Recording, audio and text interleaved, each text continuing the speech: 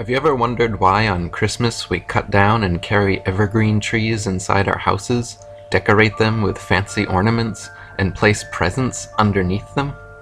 James Arthur wrote, "So why do people bring pine trees into their houses at the winter solstice, placing brightly colored red and white packages under their boughs as gifts to show their love for each other and as representations of the love of God and the gift of His Son's life? It is because, underneath the pine bough, is the exact location where one would find this most sacred substance, the Amanita muscaria, in the wild." The Amanita muscaria is the red and white magic mushroom that grows almost exclusively beneath pine trees. Their main psychoactive ingredient is muscimol, as well as trace amounts of DMT, an entheogen naturally produced in the brain's pineal gland. The pine cone-shaped pineal gland is an organ that produces the same DMT found in this pine tree fungus, and much more. Dr. Rick Strassman wrote, "DMT exists in all of our bodies and occurs throughout the plant and animal kingdoms. It is part of the normal makeup of humans and other mammals, marine animals, grasses and peas, toads and frogs, mushrooms and molds and barks, flowers and roots. DMT is in this flower here, in that tree over there, and in yonder animal. It is most simply almost everywhere you choose to look. Indeed, it is getting to the point where one should report where DMT is not found, rather than where it is." James Arthur wrote, "The pine tree is one of the well-known central relics of Christmas. Under this tree is where those who are deemed good find their reward in the form of a present. A big red and white rounded mushroom grows under the very tree we are to look under on Christmas morning to find our gift. Green, red, and white as Christmas colors comes from the evergreen tree and the red and white mushrooms underneath. The word Christmas originally comes from the Egyptian Christ, oiled or anointed one, and mace, the sacred cakes annually made and ingested by the Egyptians. This Eucharist was originally made from Amanita muscaria, or was the mushroom itself.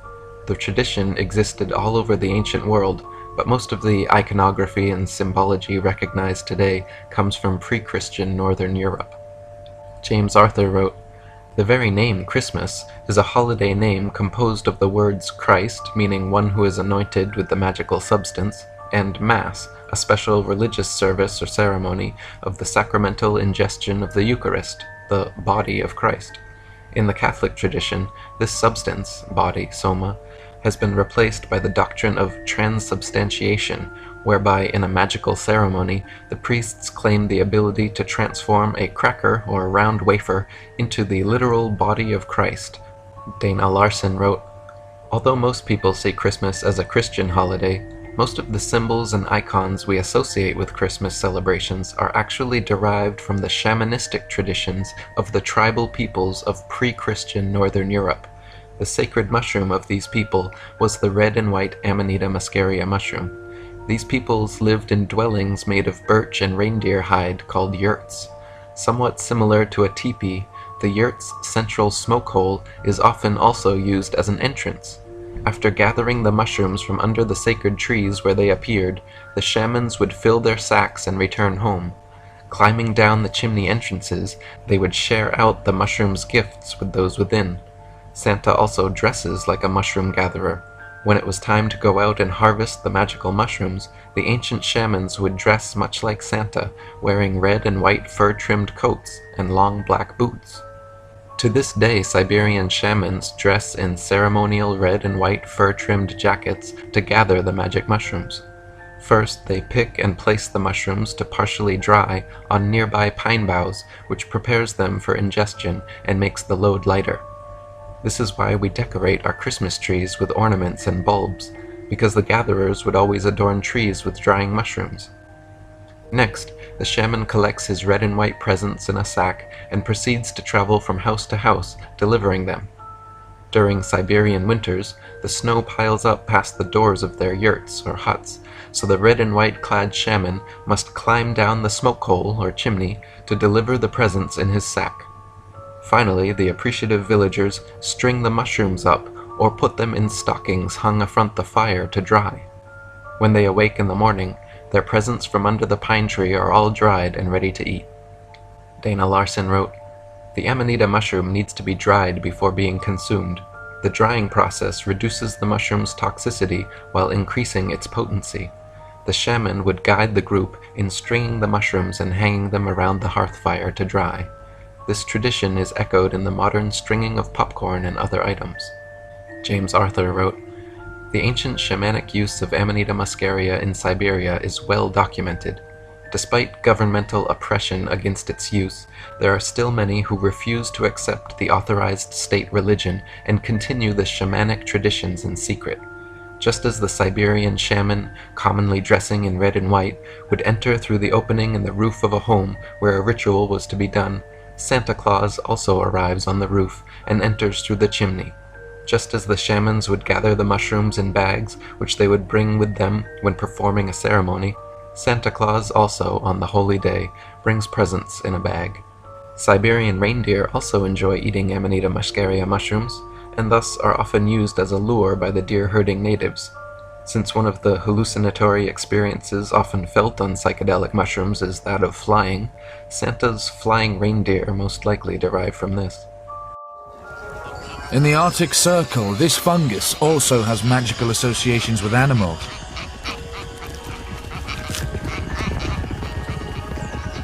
Fly agaric contains hallucinogenic chemicals and is a favorite food of reindeer.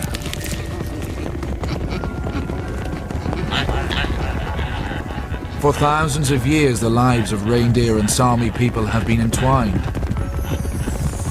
Fly agaric was important to both of them.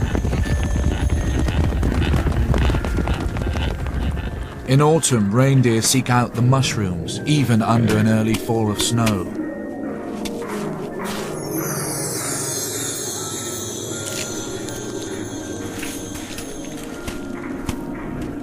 No one knows whether the reindeer are affected, but in the past, Sami shamans took fly agaric in their visionary rituals.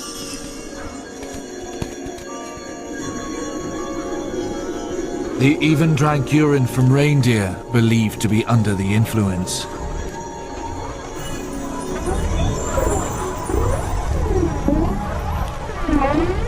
In trance, they contacted the great reindeer spirit.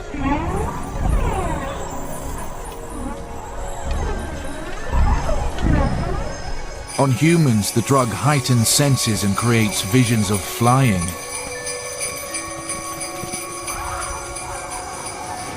Some believe the greatest of all modern myths arose in the Sami's visionary flights of fancy.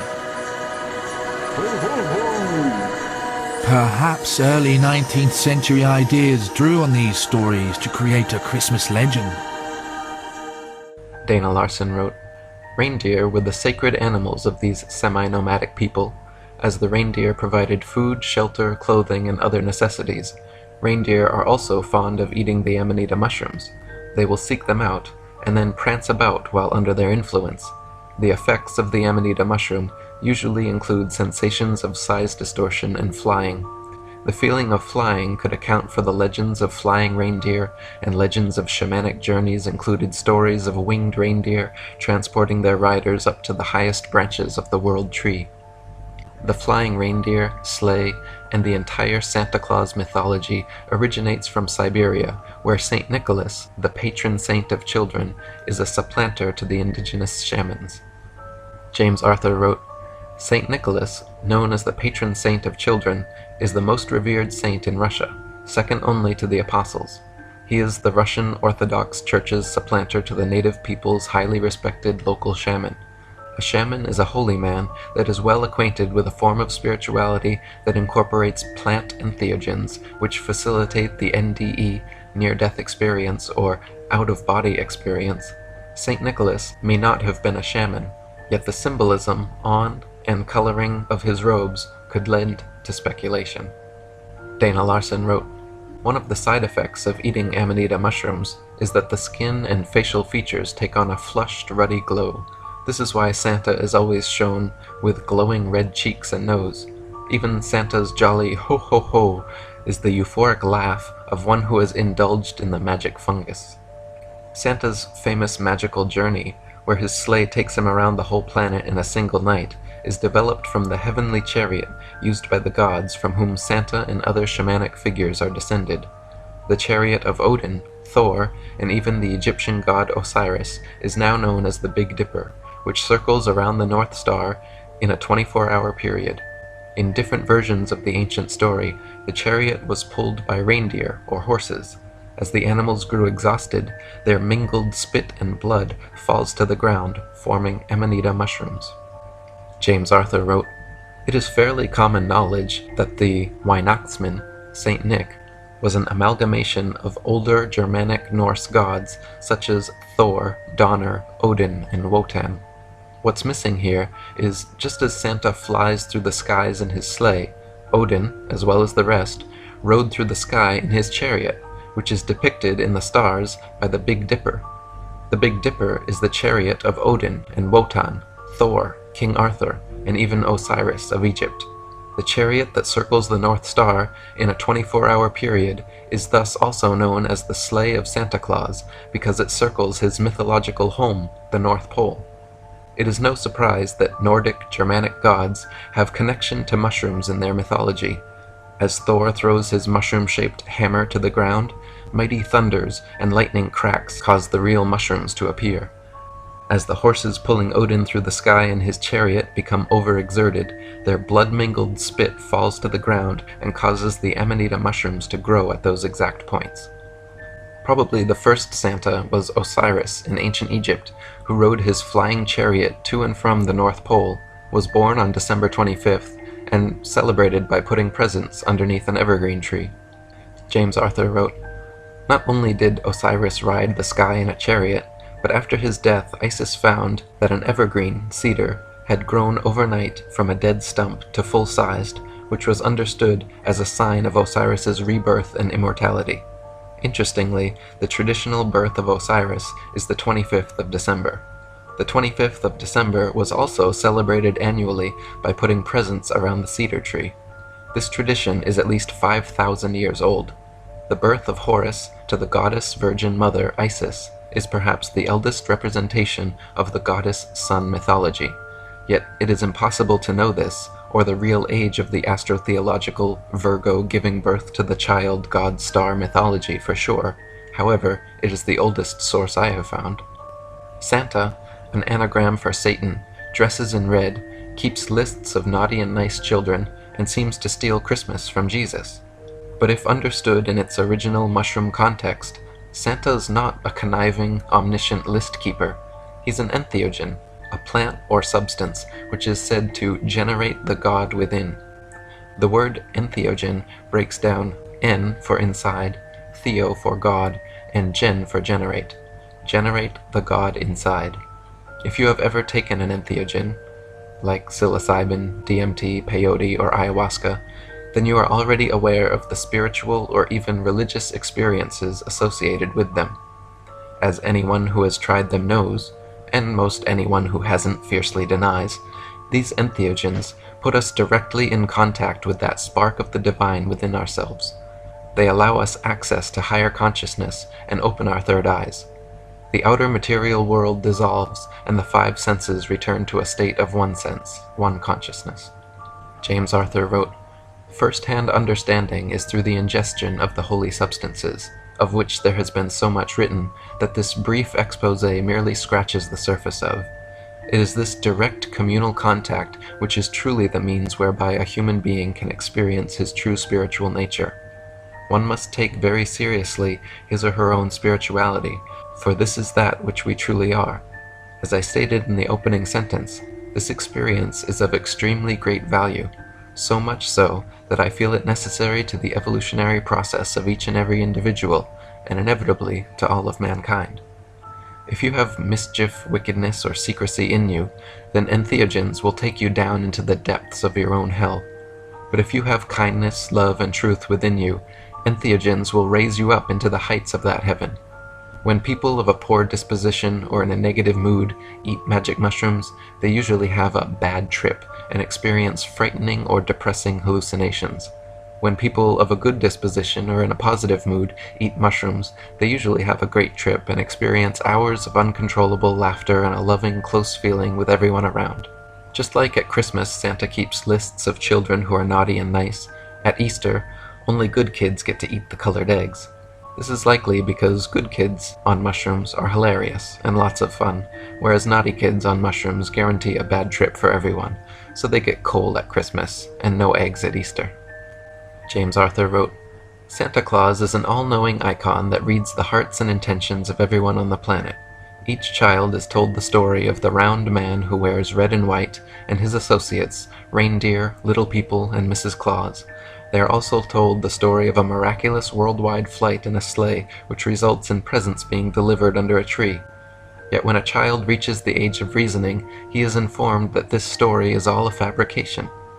This revelation is devastating upon the psyche of a young mind.